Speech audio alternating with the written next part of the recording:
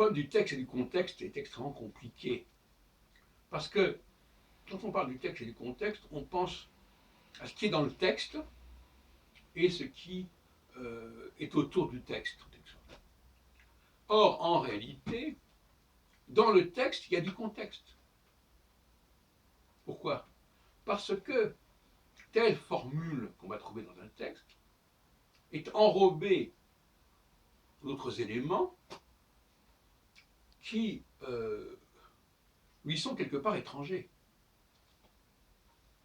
Et donc l'approche critique que je développe, ce n'est pas de prendre le texte dans son ensemble, mais de dégager des perles, des pépites,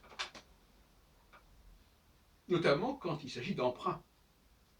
Par exemple, une citation, une formule, une parabole.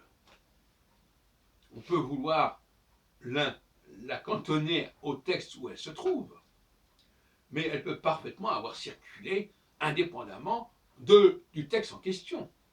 Donc le texte en question, il n'est que le contexte dans lequel cette parabole, cette formule se trouve.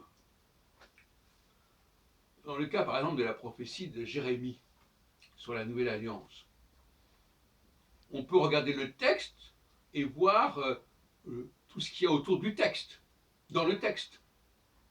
Donc là, il y a un problème de langage. Quand je dis le texte, je veux dire le passage. Déjà, on s'embrouille dans la formulation.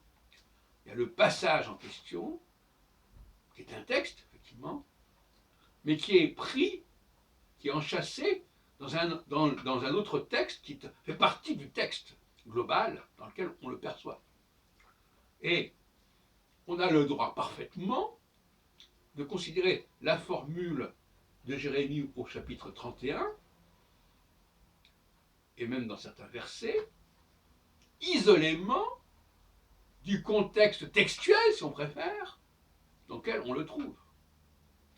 Autrement dit, le contexte, ce n'est pas la recherche d'éléments extérieurs au texte, mais c'est la recherche d'éléments qui font partie du texte, mais qui sont rajoutés à la formule en question.